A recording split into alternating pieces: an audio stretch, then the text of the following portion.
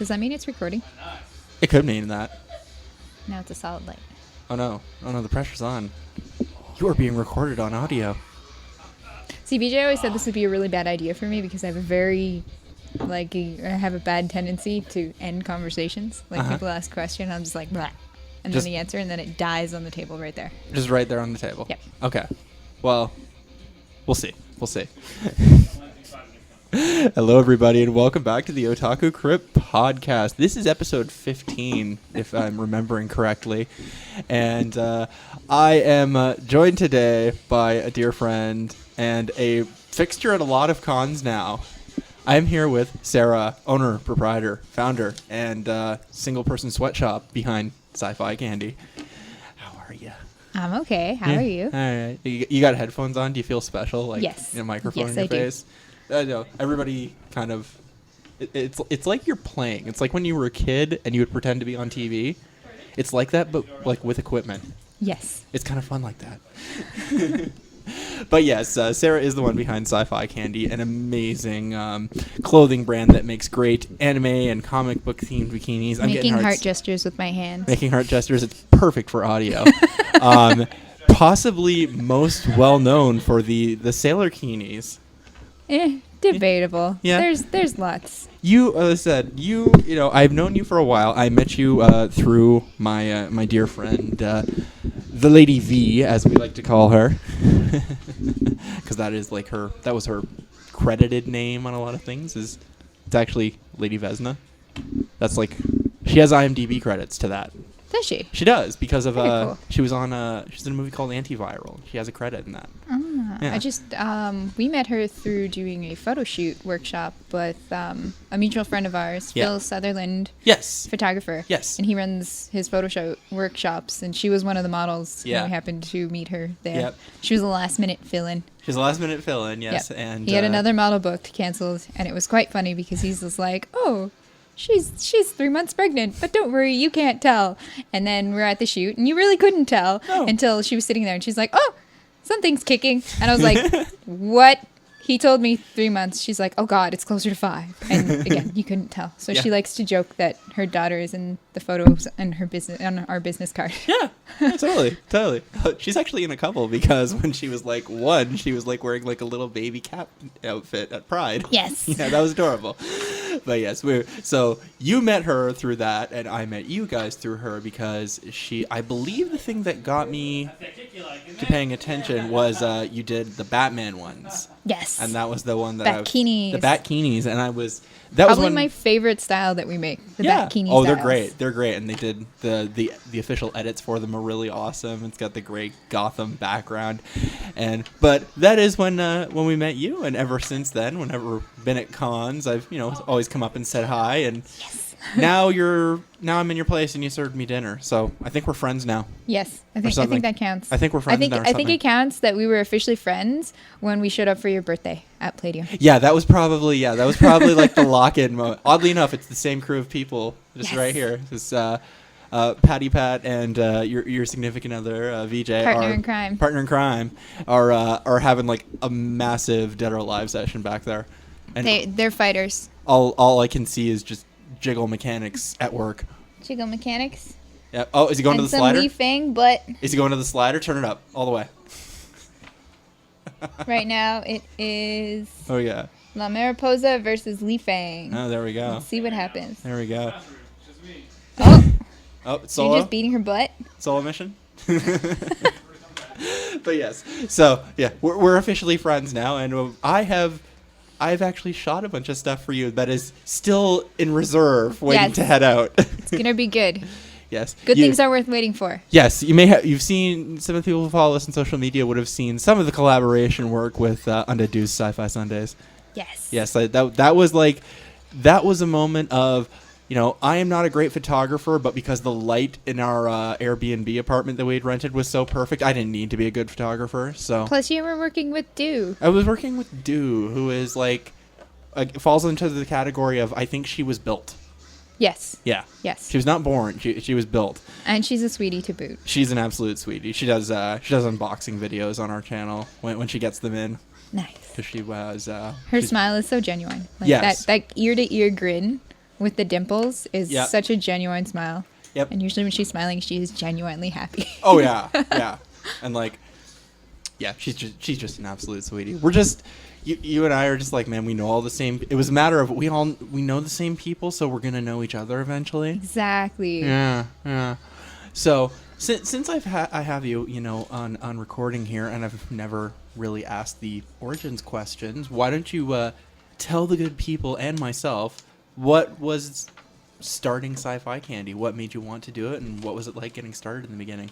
It started well before we started our Bikinis. Our Bikinis are sort of the collaboration of sci-fi with my partner in crime, VJ, significant other partner in crime.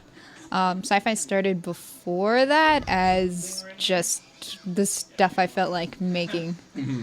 I was working for a company called Plastic Wrap.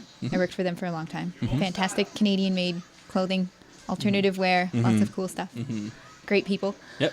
So I was working with them, and they had a booth at the clothing show, and they're like, "Hey, booths are cheap. You make stuff. Just get a booth. It'll force you to do it." So they kind of like ushered it out. I have fantastic parents who totally supported I'm going to be a clothing designer, and they just let me take over spare space in their house and run a sweatshop out of their house for a long time. Sweatshop with the army of one. Yep. And it just kind of went from there. Like it didn't really have direction and focus until VJ came into the picture, where it was just kind of prior to that, just whatever I felt like making. It's like, oh, I'm going to make underwear now. All right, okay. I'm tired of underwear. Now I'm going to make swimsuits. And it just became sort of whatever. Yes. So the superhero bikinis were the first, like, VJ came up with the idea, or kind of helped your idea along? He helped the idea along. Yeah. We were sitting in his room and we were watching some Young Justice. And I was like, I want to make a Wonder Woman bikini. And he's like, do it. Why not? And I'm like, oh, I don't know. And he's like, just make it. Go for it. See what happens. Yep. And then we started. And then I made the one. And he was like, oh, this is awesome. And then we sort of spiraled out of control from there. Yep. Pencil, crayons, and sketching. And then just making stuff, seeing how it turned out. Yeah. And it definitely, the thing that I probably remember, the moment you had brand recognition with me was I was at Anime North, and just, in my early attempts at, taking pictures at cons, it was more I was just I had just got the camera that I still use to this day. It's kind of a member of the family at this point. And it was the first Anime North I had that camera. And then I had seen the Sailor Keenies through Lady, and also through Chantel, Zombie Bit Me. Yes. And it was I saw one of the Sailor Jupiter ones. Somebody just had it, was walking around in it outside. I took a picture of it, and then I said, like, this looks familiar. Is this the Sci-Fi Candy one that Lady was always telling me about? And then I put it, and you said, yeah, that's ours, and it went up like on your page as shared, and that was the moment I realized that. I feel bad. I cannot remember that cosplayer's name. No, she's tagged. An American cosplayer. Yeah, it's tagged. She was such a sweetie. Oh, she had the most amazing sleeve of tattoos too. She had, like, it was all like it was on playing cards, but they were all individual playing cards, but they had video game logos. Like, one was a Skyrim dragon, and one was a Borderlands She's wearing thing. it with the paws. I know exactly Yep. the picture. You know the picture. About. Exactly. The lighting was also killer because you caught her just after, like, just at the beginnings of sunset. So yes. it has, like, a really beautiful, warm glow to the photo. Yeah, and it was one of the better pictures I took before really knowing how to use the camera. And that was the moment when I realized that, one, I knew what your stuff was, and that your stuff was unique. Like, that was... Thank you. Yeah, that was the moment that I realized that you were making truly unique stuff, and that your brand had its own unique look, and that I would remember that. And from then on, I think it was... just that was like... That was a couple of years. 2012 or 2013. Yeah, that was a while ago. Feels like longer, right? Yeah. Yeah. This is what happens when you've been going to those cons as long as we have. I'm in my 12th or 13th year of Anime North. I periodically need to count back. But yeah, and then the past couple years with the company have been kind of crazy, haven't they? It's been interesting. We started traveling for cons, mostly within Canada. Mm-hmm. And in doing so, it just becomes networking. You run into all kinds of different people doing what they're doing in different cities, and you make some really cool connections. Mm-hmm. Yeah, and I think now it has basically become. I consider them my victory just because we're friends and I've done stuff for you, but it's like every 2 or 3 weeks I see a sci-fi bikini on a cosplayer I followed for 5 years. The most recent one was Anamia, who was rocking the Senketsu bikini. Yes. And I followed her for a long time. Our cats are twinsies. Your cat's twinsies? Yep. That's how she and I started chatting. I was following her on Instagram, and she got a new kitten. And I was like, oh my god, her kitten looks just like my kitten. And being the crazy cat lady I am, I commented, and she replied. And it was very exciting. I was like, oh my god, acknowledgement. Yay! Acknowledgement over cat stuff. Even double yay. Yep. And it's like, and again, just even counting back, there were collaborations with Miss Holly Wolf, who is, of course, international Playboy model and, and also, well-known cosplayer. And also, total sweetie. Total sweetie, yes. She put up with my awkwardness at last Anime North when I just wanted to introduce myself because I had met her partner Nate, who they work on their video game channel Arrow 404 together, and I had met him at a previous fan expo. Super cool guy. Very nice, cool guy. And he's a lot of fun. He's a lot of fun. I haven't had the chance to have longer hangouts with him, but he seems like he'd be good times. We've only chatted with him at cons. Yeah. He's entertaining. Yeah. His show is entertaining. Yeah, like I'm not usually a guy who can watch just people playing video games, and you can't even. They just do audio over theirs, I believe. But even so, they're very entertaining. Especially when playing Smash or something. If it's a chaotic game, they have great commentary for the chaos that is around a Super Smash Bros. So, and you did a lot of stuff with Holly. She wore your Ravager bikini. Yes, that was so fun. I actually made it for myself. I got to wear it at APOP that summer, and then she was coming to FanX, and she's just like, "I need outfits. Can you hook me up?" And I'm like, "Why wouldn't I?" And then I was supposed to have had a couple new samples ready. Yep. But in the chaos of restocking, I didn't have them finished. I didn't have the samples ready to be released because I wasn't happy with how they were. So I was like, "Oh no, I gotta bring something for Holly." And then I was like, "Wait a minute. I think she'll fit this. I'm going to bring this." And it became one of my favorite cosplays that I've seen her do. The Ravager gets a lot of love. Yep.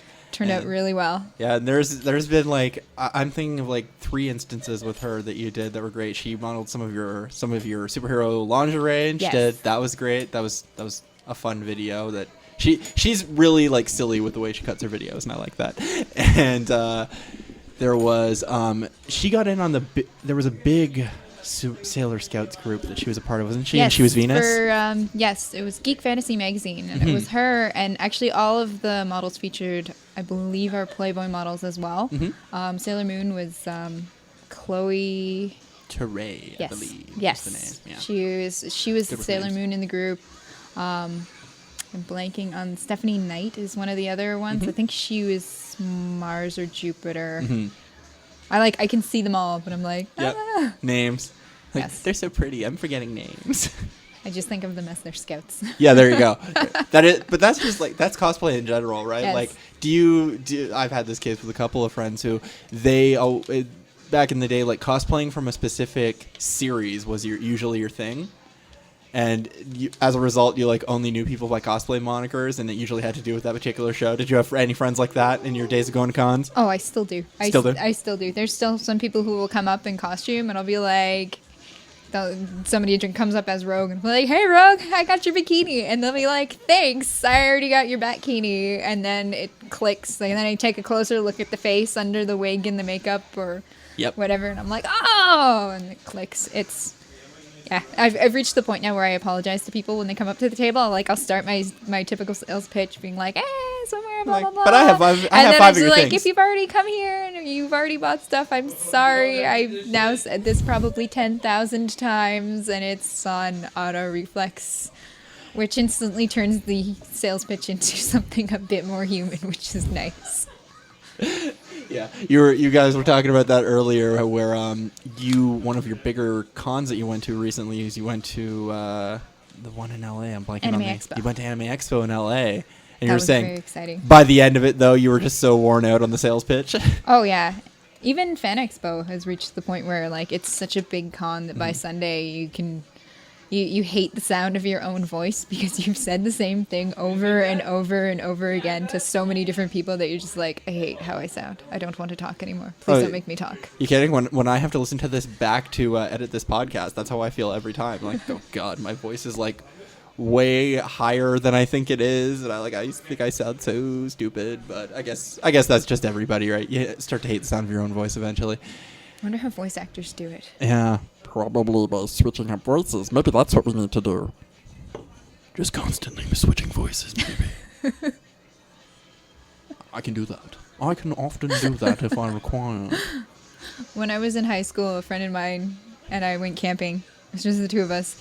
And we were making shadow puppets on the wall. And there was a shadow puppet bunny because everybody knows how to do a shadow puppet bunny. And then we just kind of had an oven mitt for something else. It ended up being a monster, and the monster had a monster voice, and the little bunny had a bad attitude. And I'm just thinking of the monster voice. The monster being, "Little fluffy bunny."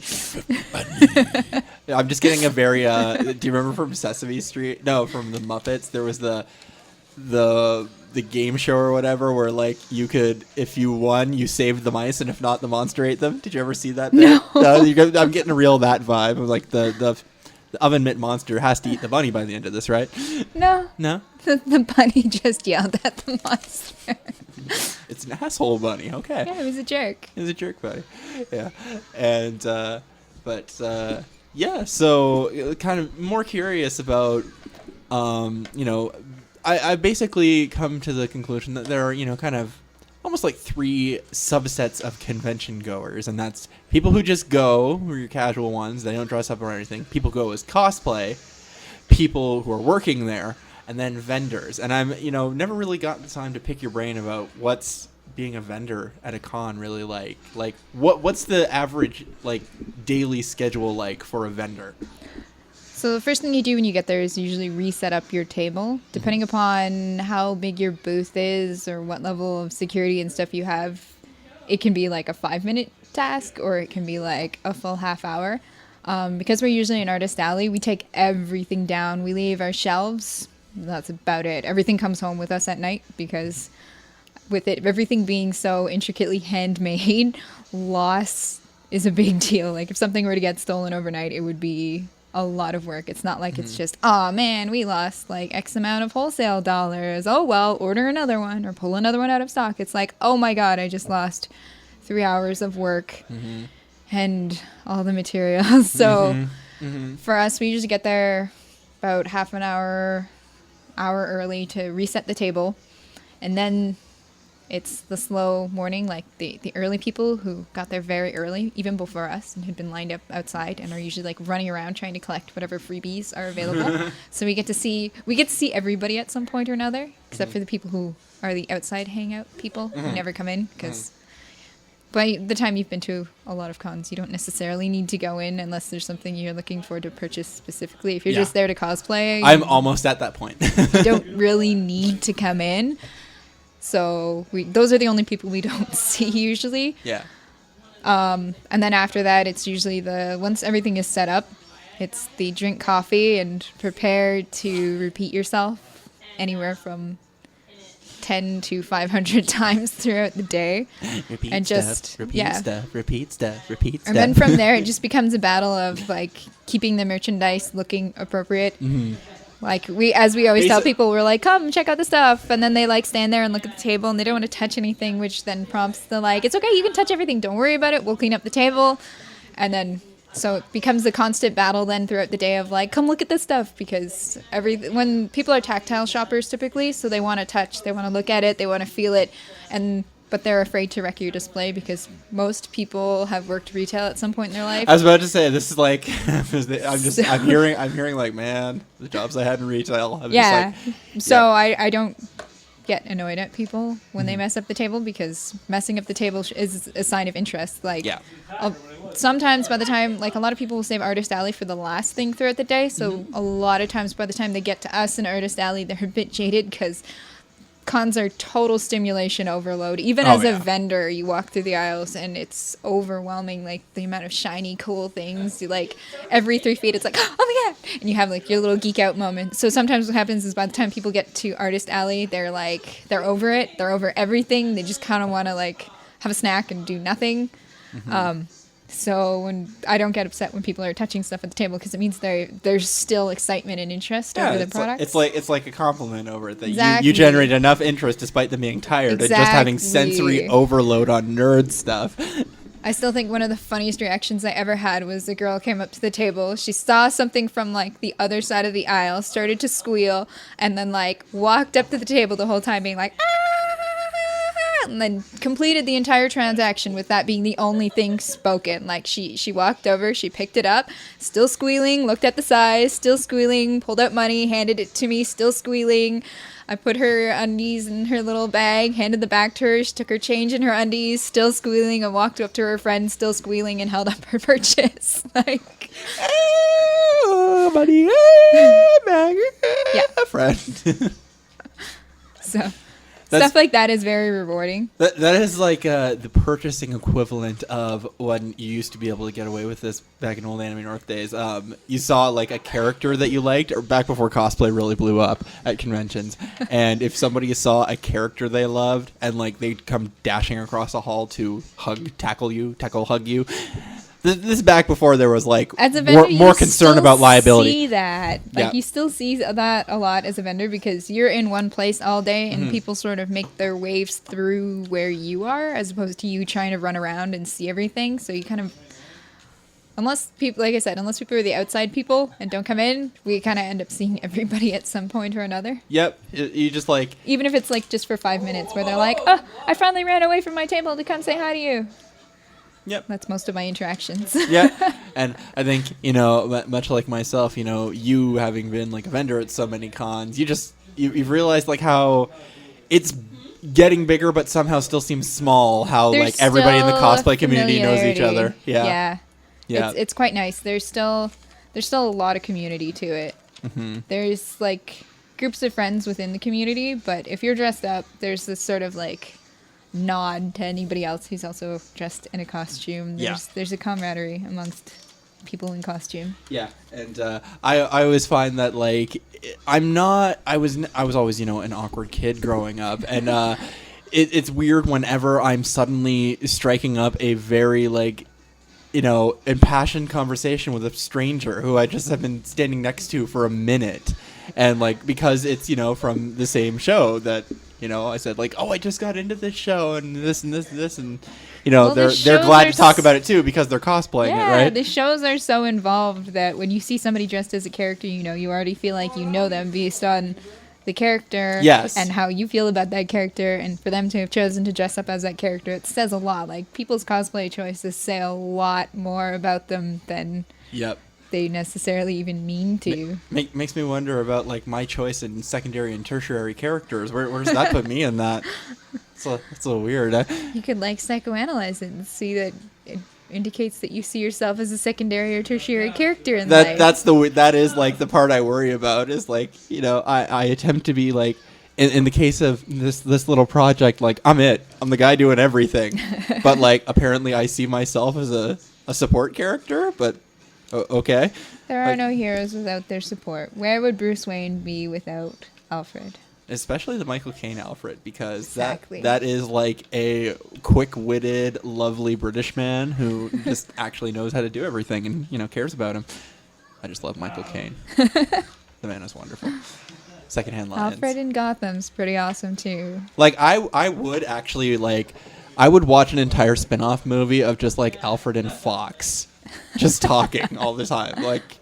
Like the bucket list, but with Fox and, you know, and Alfred, and nobody's dying. That would be my Yeah. ideal DC movie. But so that's basically, you know, the history and what life has been like. You know, things are exciting because you just keep getting to dress big names in cosplay. I know. It's very exciting. I always feel so flattered Yeah. when these people, these incredibly talented cosplayers are like, "Can I model your stuff?" I'm always so like I'm so grateful that people like the stuff. I did exactly what they told us not to do. I took fashion design for school. That is my background for all of this. And the one thing they stressed in school the whole time was always like, don't design for yourself. Pick your target market and make that. And I've just decided that with the internet, the world is a small enough place that there's got to be enough people out there who have similar taste, even to at least fund this as a hobby. And it turned out it turned out it's a bit better, but it never fails to surprise me. Like, it's always very, very exciting. Like, yeah. So, and even after, like, towards the end of, like, a con season where we've done back-to-back shows and it's very tiring and we're tired when we get to the show, just it's energizing to be around people who are still excited about stuff, because it's like, just because you've seen it and you've, like, made 100 of these and you've, like, talked to, like, 500 people about this doesn't mean it's any less exciting for somebody who's seeing it for the first time. Like, I know. It makes me think of Family Guy. If I haven't seen it, It's new to me. That's it. And you Yeah. have to, and that's one thing you always got to remember when, especially as a vendor, like, yeah, it's new. It's always new to somebody else. Like, they might not have seen it. Yeah, and I know I've had, like, I can't even wear half the stuff of your, I'm a guy and I'm not brave enough Every to body to is wear. a bikini body in the right bikini. That's right. That That's is just- our official policy on it. Like, if you I- come to our table, like, this is the one thing that drives me nuts with a lot of people is they'll come up to the table and without even being willing to try it, they just look at the table and go, nothing here will fit me.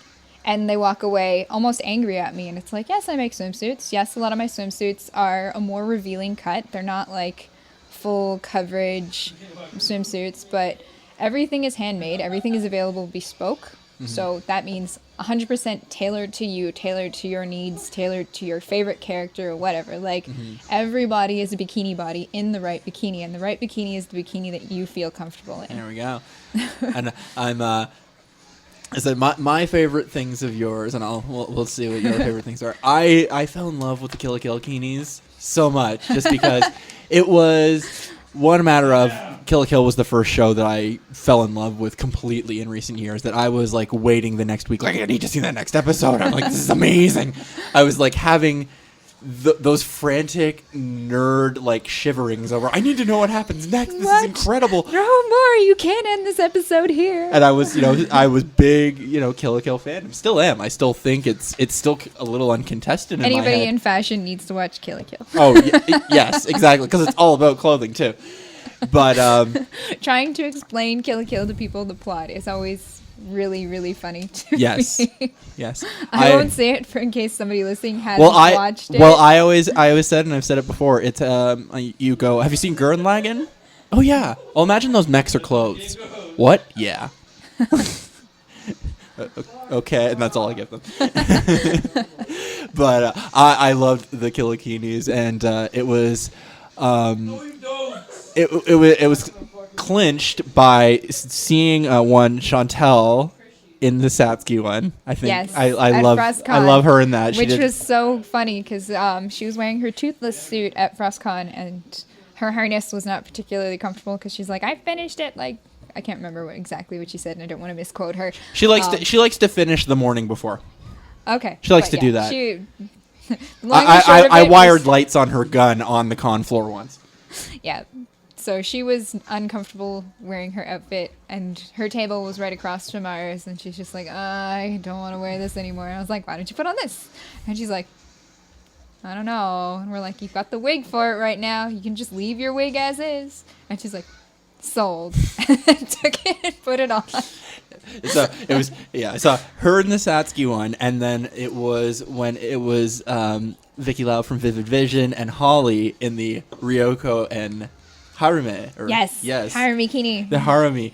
And it was, the Harumi one was just amazing because she had the eye patch, she had the hair with the bows, and it was so character perfect. And especially, and then also the fact that they shot her and Vivid Vision as Ryoko. It was like, this would never happen. This would never happen, and that's why it's perfect. That was funny. When those photos got released, I was kind of like, are the true fans going to be mad at me for this? And there was only one comment, which was just like, this would never happen. But God, I love this photo. I think that's the comment. It has the which I was asterisk, like, yeah. I'm like, all right, so you're not thrilled that we've gone and broken characters for this, but at least you appreciate the art and the craft and the photo. Yeah, and while this will be the last mention of cosplayers you got to dress, you got the granddaddy. That is all. I have to give all full credit to that to Henchman Props and Jordan, Vivid Vision. Excuse me while I have word salad. What happened with that was, I've only ever met Jordan once, and it was after we had spoke. He was like, with cosplay, everybody is one step away, 1 or 2 steps away from you through friends. So he was acquaintances or friends with Alana, Roxy Lee, and Zombie Bit Me, and he sent me a message. A good chunk of the geek girls. And yes. Yeah. So he knew them, and he was selling his prints at Anime Expo, and he was like selling prints because he'd just done a shoot with one of the queens of cosplay. You could argue the queen, Jessica Negri. Miss Jess Negri. Which was very exciting. He was selling prints with her, and he's like, it's pool party themed. Like, I've heard of your stuff. I know these people. Can you hook me up with some Nightwing trunks? Because I make the Nightwing masks. And I was like, sure. So we sent him some, and I was like, hey, any chance if I sent a suit for Jess, you could talk her into doing a shoot with you? And he was like, yeah, sure, no problem. And then it being AX and now having been there, I totally have an even greater understanding. He was like, oh my god, I'm so sorry, it was so busy, we didn't get the shoot done. Next time I see her, we'll get it done. And then months went by, and I get a message from Vicky from Vivid Vision. Nice alliteration there, Vicky. Yes. She's got me tongue-tied today. You're adorable. We'll forgive it. Tongue-tied today. And then I get a message from her being like, hey, so Jordan and Jess are going to be shooting this over New Year's. I'm going to come down, and we've got a couple other cosplayers involved, Dara and Symphony as well. They're like, what do you got that'll go with this? And we'll get everyone. And then I had, because... like I said, Bikinis is my favorite. I've had a couple other Bikini concepts on the back burner, and I was like, let's see about this. So then it just kind of turned into something way, way crazier. All I was originally hoping for was like even a selfie of the two of them in the swimsuit. You're just like, if I can get my name, like her tag with my tag, this is a victory. Yes. Which was and then it was quite a bit more. And then it turned into like this amazing shoot. They shot it in Calgary where it was like minus 23 degrees Celsius, like stupid cold in a hot tub. The poor photographers, they had 2 photographers, and I'm going to have to relook up their names so I can give you the I want to bet anything Darshall Stevens was one of them. No. JY something. JY Photography, yes. And Benjamin Sim, I think, were the 2 photographers. That sounds familiar. I know with Jordan, he does a lot of stuff with Darshall Stevens, so I was guessing there. Yeah. I think you're right. I don't know if she was there for that. I think you are completely right on that one. But so continue. Those 2 stuck out in the cold while everyone got to be in the hot tub. And they took amazing pictures. Like, yes. That was probably one of the most exciting things that happened. Every time I see something online, like, I'm always so happy because I'll find stuff. I'll like just search the sci-fi tags here and there, and then I'll come across somebody like a cosplayer who they've just purchased something from us and done a photo set, and I'm like, I love sharing those. Like, I'm always so happy to get pictures. Like, I have to get more diligent about keeping the album. We have an album on our Facebook page called Hero Kinis in Action, and it's where we feature the cosplayers and our customers who've purchased stuff who feel like sending selfies. Like, it's always exciting. Yeah. And I do have to, because I saw those pictures go up because I follow all of your pages, right? So it does get pushed to the top, and I'm just like, I think at this point we were on like regular speaking friendly terms. Like I was talking to you directly, and I like had to send you a message of like, so I saw that happen. How bad is it? I think I just said like very vaguely, how bad is it? And she's like, it's gonna take a month to get caught up on orders now. It was close to that. It was pretty like, I went to sleep and then it got posted, and then I woke up and I was like, what just happened? What happened on my like? Because I had to turn the email notifications off on my Facebook page because I went to bed. There was like inbox 7 messages. I wake up and then like all of the comments and everything. Like I wake up like 3,000. Like, and I was like, what? What just happened? It was pretty exciting. Yeah. It was like just after Christmas. I was like, Christmas in January. Yeah. No, and I was unbelievably excited for you. So I was just like, it was a matter of I was such an honor to be a part of that. Like, yes, it's very, very cool.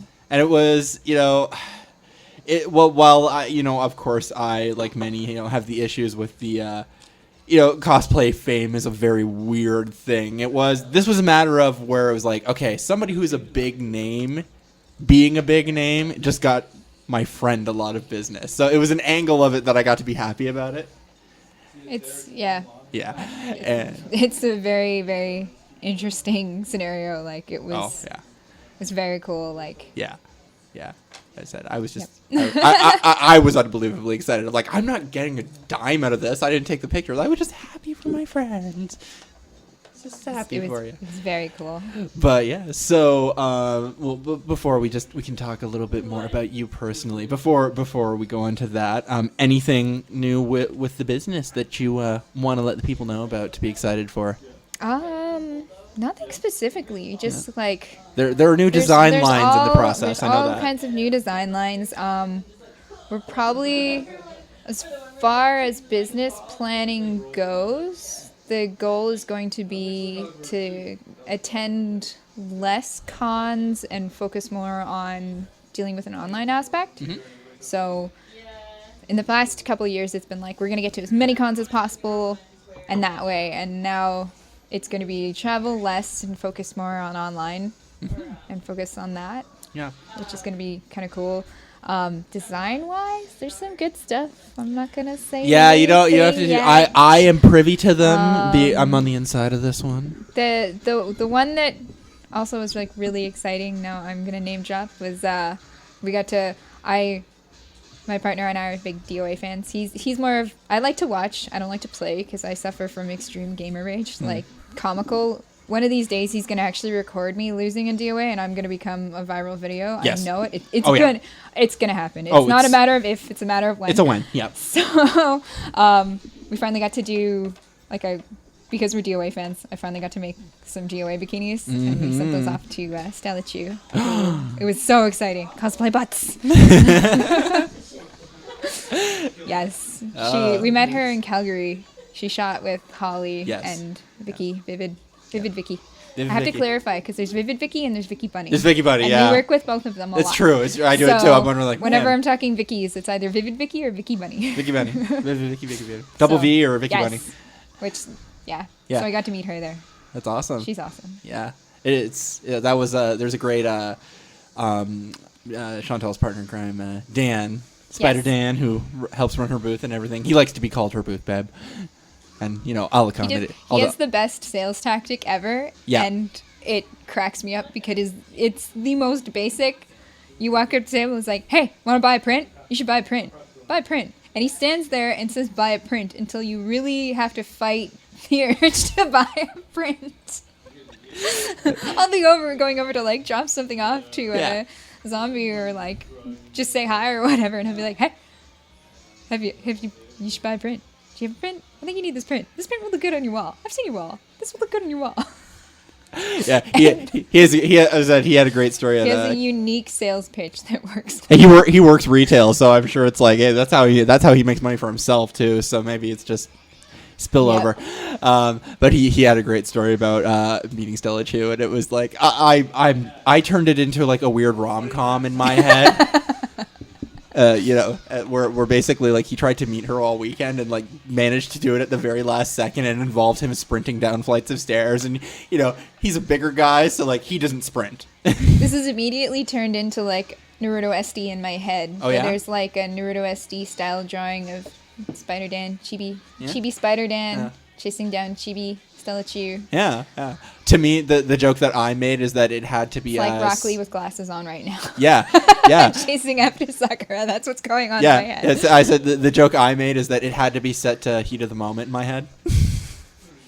It still works with my SD visions. Oh yeah, so that's nerd vision, right? It's just you have the Everything turns into chibi anime. it turns into fan fiction every time in your head, right?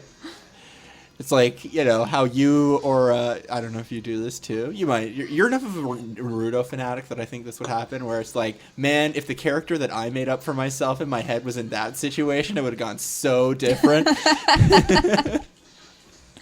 Yeah, sometimes I think anybody who can invest in that many episodes in a series, that's just part of nerd brain. Yeah. Yep. Yeah. But so yeah, exciting things on the way. We're not gonna tell you too much about not it. Too much. It's I will say, you know, I'm privy to the preview pictures, and some of them I don't even realize like you're excited about something, and it's something we had talked about, and then like you're sending me pictures of stuff you made, and it was just like that's one of those my life is weird moments. Yep. I'll make stuff. I'll be like, Josh, look at this. I need someone who's going to be as excited about this as me. I need to send this to Josh. Because why VJ is such a good partner in crime is that he takes everything, he has a critical eye to it. And sometimes I'll be like far too excited to hear any feedback other than, that's awesome. So if I'm looking for unconditional, that's awesome. I take it to someone who is as nerdy or well, probably even nerdier than me. And that's the Otaku Crypt. The old crypt keeper who's excited about like everything. Yep. Especially because I am not like as good at making you know, cosplay and clothing and stuff, so it's like somebody else who can do it, like yes you're like, this is awesome. Yeah. I will say it is a weird, hilarious, and wonderful thing that like you just send me pictures of like it's you trying on something. I'm just like, in any other context, this would be flirting. Yeah, in any other context, this would be grossly inappropriate. But because it's cosplay and it's and like, also, look at this sample. And also my superpower of extremely platonic female friendships. Yes. And also to the fact, like, the next message would be, like, to VJ going, dude, she looks awesome. I know. It just, it's a triangle of, like, this is great, this is great, this is great, this is great. It works well. Yes, and I'm excited for everything, and I'm sure I'll be working with you on a bunch of it along the way. Yes, we have fun space now that we can shoot videos in, so hopefully we'll get another video up and soon. Yes, I think you actually still have one in the bank. It is. I know. We were discussing it actually just after we finished our latest video with Alto Venue and Mackenzie Bubbles. Yes. We just finished that video. As we were finishing that, I was like, you know, you've got video from Otaku that we still have to deal with, and he's just like, I'm not ready for it. It needs to be perfect because so much of VJ's editing is fueled by the sound, at least by the track, as opposed to him and I like have rarely agreed on music choices. No. And like if it's footage that I shot, he'll recut it to music that he thinks works better, and I'm like, you know what? Fine. It's like that doesn't insult me. That's like you see something in it. And then it's just like, let me put it in that order. I don't find that as an insult. I find that as like that's artistic. It's an audio artist. Yes. Who they hear it and then it creates the vision as opposed to like other people who are and that is like the compliment I've been given, and I gush about it every time. The first time I ever heard it was from Gina G, I believe, and she's like, you know, you're like not a lot. I think I need to work on music choices. It gets a lot of people. She said like, not crazy about that music, but like you frame things so well. Like, okay, maybe that's it. Maybe I'm just the guy who needs to shoot footage and pass it off. Yes, definitely. Everyone's got their strong points. Yeah, and so I take that as a compliment. And I enjoy doing it anyway. And now you've seen the ridiculous amount of equipment that I'm carrying around these days. It's good. It's a portable studio. It is. It really is. The next step is going to be the lighting, and to actually get like the full like lamp lighting and lamp external flashes and stuff like that. Yeah. That'll be the next step, and then it'll be like it'll be there. Unstoppable. It'll be there. T-Rex with reacher grabby thingies. T-Rex with full arms. It'll be like completely useful. That'd be the scariest thing ever. If a T-Rex had proportional arms, it's the only thing that like keeps it from being the most terrifying thing ever. See, now you're thinking about it, right? Yeah. What if that T-Rex has proportional arms? Raccoons with lightsabers. That's the level of scariness. Sorry, I'm You're now imagining wide-eyed and raccoons. because they got the jazz paws, right? Like they could do it. They just haven't got it together enough to actually get the lightsabers. They're too distracted by food. Yes. It's like Robin Williams says, like, I'm surprised that they don't come in the house and you find them on the computer going, I'm ordering shit. How you doing? That's a ridiculously cute image in my head now. Oh, I've never heard that bit before. Try to go to sleep now. It's just like, you're going to come in the house and like, you spot like, man, the garbage got knocked over and the door's slightly ajar and they're just going to be there on Amazon. The little jazz paws. Yeah, try to sleep now. Yep. But, so we'll just, we're at the 45-minute mark, so I'm just going to delve into you a little bit more as a person so that people can understand the wonderfulness that is Sarah that I have come to know and love. Where does the DOA thing has been funny, finding out that you guys are such big DOA fans. Was that a thing you found together or a thing that made you fall for each other? DOA was his baby, Uh-huh. and I just was thoroughly amused by the ridiculous number of outfits available to every character, and the jiggle tech. The jiggle tech makes me laugh so hard. It's the same appeal of Queensblade to me. Yep. We both like Queensblade. Yes. Whereas I find, I don't know, something about animated boobs never fails to make me laugh. Woman after mine own heart. Oh, yes. The Queensblade thing was always fun. Queensblade was an interesting experience for me because it's one where you got to survive the first episode, because the first episode is Malona ridiculousness. I watched it out of order, and that's how I stumbled upon it. The we very had first episode. Crackle. It used to be available for free on Crackle, but not the first half of the second half. Yeah. So I started with, I think it was episode 7 instead. So I missed the whole how they got to the tournament. Yeah.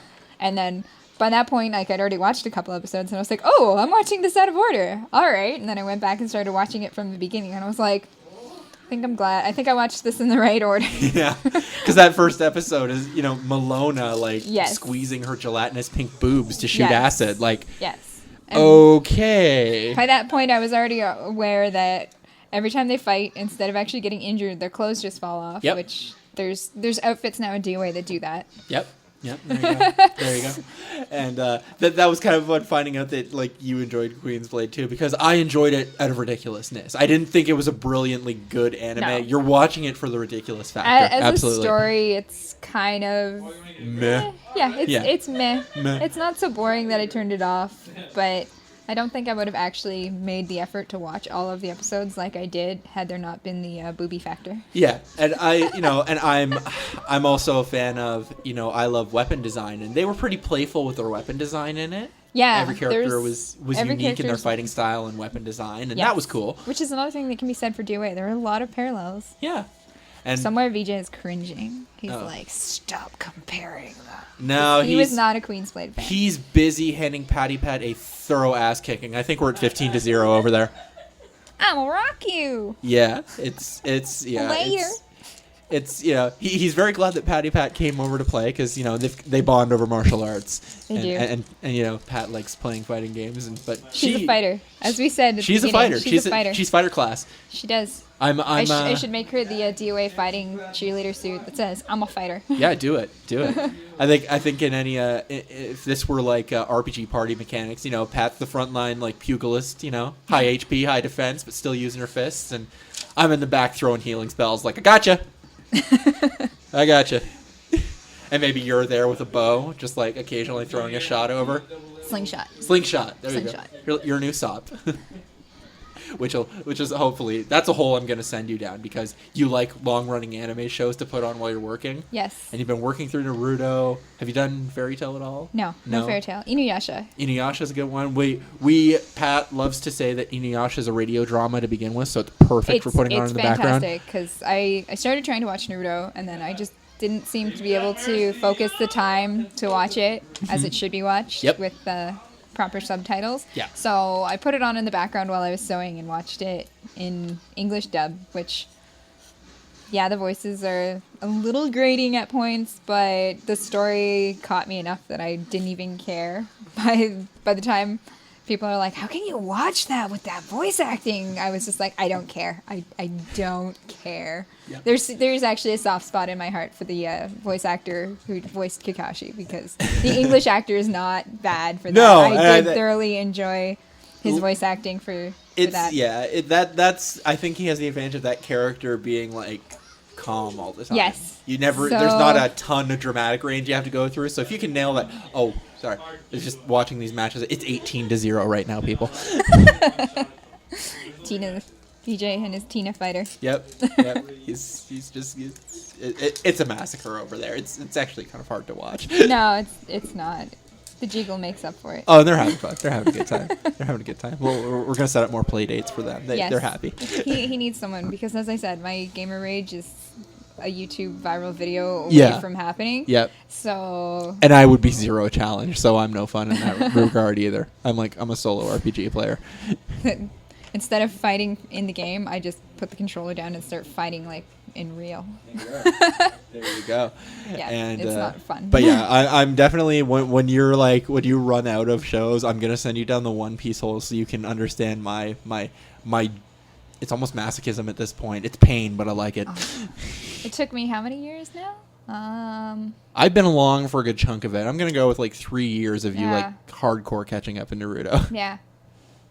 But then, like, once I realized I was only about 15 to 20 episodes away from actually being caught up, I was like, no, I can't catch up. This was like, there was always so many episodes. It was always there for me. It was always there. I know. And now I'm watching week to week. Yes. And I don't care what anybody says regarding it being filler right now. It is the best. Oh my God. It's like, to me, it's like levels of the multiverse. It's the alternate universe, which is amazing, which, like, all of it, it's how every character saw the world, or how, like, their subconscious thinks they should have seen the world. I don't want to say too much because I don't want to spoil it for anybody who's watching. No, but I was like, oh man, people are complaining. I'm losing my mind. There is a long running arc of alternate reality stuff going on, basically. Yes, yeah. And it feels like. I like to say it almost feels like if you did a contest where you submitted fan fiction and the best ones got picked to be made into stuff. And I love me my Naruto fanfics. So there you go. That is my guilty pleasure. There you go. Fandom. There you Naruto go. fanfics. Yeah, mine. See, I'm not so guilty about Supersonico. I'm admittedly how much I love Supersonico, even though it's like, yeah, she's a bubbly mascot character, but like I'll defend her as being more multidimensional than that when you watch the show. And is that on my list of to watch? That's a shorter one. That'll be easy to get through. All right. Yeah, but that's all. Send me the list. Yeah, that's all. Yeah, I'm great at like compiling lists for people. I think I have more like classic animes to show you that have like that'll have English dubs for you. Yep. Like that's my unfortunate criteria, because if I can't, I've yet to learn enough Japanese to like watch while I'm sewing. And I can't read subtitles, otherwise I sew through my fingers, which is not fun. No, we don't want that. Need those in pristine condition. I kind of need them. You might need them, yeah. Kind of need them. Yeah. Kind of breaks the needles on the machine anyways. Yeah, there you go. I haven't done it since college. Oh, right. It was not fun. I was doing, the teachers all like, you shouldn't sew it like that. You're going to sew through your fingers. And then being like, I think I was 18 or 19. And like, I know what I'm doing. Yeah, right. 3 seconds later, kunk, pulling the fabric and my finger away with the pants that I was sewing attached to my finger. I was like, okay, well, then, yeah. Okay. She was right. Seam ripping my finger. Anybody see that? I was like, I'm glad I'm in the corner here, because my sewing machine was in like one of the back corners of the sewing room because I wanted to be close to the serger. And yeah, I was like picking stitches out because the needle went in the finger, out, back in the finger, out, and then it broke on my fingernail. So there was a solid like 2 stitches of thread sewn to pants. It was pretty funny. And then it wouldn't heal for like 2 days. And I was like, what the hell is wrong with this finger? And there was apparently still a piece of needle like stuck in my finger for 2 days. Yep. Wow. Yeah. I was like, man, I think it's infected. And then I squished it, and then like a piece of metal comes popping out of my hand. And I was like, oops, that's not good. Fingers are still intact, though. A tale of woe for our fellow A seamstress tale friends. of, yeah. Yes, a cautionary tale. Everybody's done it at some point. I think it's right of passage. It's like it's a rite of passage. It's part of your 10,000 hours before becoming a master sewer. You must sew through your finger. All right. You must sew through your finger before you can say you are a master seamstress. That is advice from Sarah from Sci-Fi Candy for That aspiring. doesn't mean like sit there and like sew through your finger. Nope, but it's when it happens, just eventually it'll happen. mark that on your checkbox. It's happened, and we just go from here. I've also like been so in-depthly sewing stuff that my face has gotten far too close to the sewing machine, and there's a thread looper piece that's on the front of the machine that like jumps up and down that like pulls part of the thread for the tension, and I've gotten my face so close to the machine, not even realizing what I was doing, that like I pushed the foot pedal and my face is like millimeters away from the machine. It just knocked myself in the forehead with the thread looper. Yeah. Wow. That one is just a, yep, you're a special kind of clumsy there, Sarah. Yeah, well, you and I can relate to that because you would think I would still I still can't go up a flight of stairs without tripping half the time. So we can relate it to each other on that at least. Clumsiness. All right. So yeah, Coordination's for suckers. There you go. So we're about at that sweet spot of an hour mark now. Woohoo, We're 55 you got minutes. An hour of crap for me. I didn't think I could chat for an hour. I told you it was gonna be fun because you're with me. We're just having a chat. We're buddies. We're having a chat. And I'm just having a playing chat. with my tentacles. And you're playing with. We've been playing with clay all night. It's been good times. We spent sculpty. We have sculpty tentacles. Yep. You can. You gonna sell some of those maybe? No. No, they're yours. No. They're mine. I'll send you pictures. Cool. So you have a screenshot. Cool. All right. So yeah, just let the people know where they can follow you guys and purchase your wonderful wares. Scifeyecandy.com, and Scifeyecandy is SCIFEYECANDY. Yeah. Catch the eye candy play on words there. Yeah. I had somebody come up to the table one time and they're like, Sci-Fae candy? Are you Fae? And I'm like, no. Sorry. Sci-fi candy. I was trying. Candy. I thought I was being clever. And I am. So there. Yes. So yeah, Sci-Fi Candy on Facebook and Instagram. Instagram, Twitter. But I'm not active enough on Twitter. We sell right now through Etsy, but we're gonna be switching it over to launching from our own shop. Yeah. So I can help with that if needed. Yeah. I do have a web design degree. Sort of. It's a bit of an outdated one, but I do have basic knowledge. All right. So thank you to everybody for watching, and thank you to Sarah for coming on the cast and serving me delicious dinner. For a long time. You've been avoiding it. No, it's fine. It's fine. It's all good. It's fun times. We hang out enough that it's just a chit chat with buddies. Exactly. And I'm sure they'll be like, thank you for listening to us ramble. oh, they like it. They like it. At least I think they do. All right. So, yes, thank you to everybody for listening. You can find all of our stuff on our website, otakukrypt.com, and it's Otaku Crypt on all the social media. I picked a good, unique name, so I got them all. And, yeah, we'll have finally have new stuff coming up. I did a little photo shoot yesterday that's not cosplay, but more culture-related that I'll be sharing. Under the Otaku umbrella. The Otaku umbrella, exactly. It's a patty pat wanted to show off something pretty kind of thing, and that's always good. And yeah, there will be this podcast. There is a new episode of Intro Plus on that I guested on. Kat J and I got super nerdy about Gundam for an hour, and which is a next level nerdy for me. And so you can go check that out and so much more on otakukrypt.com. And again, thank you for listening, everybody, and we will see you next time. And see you, Space Cowboys.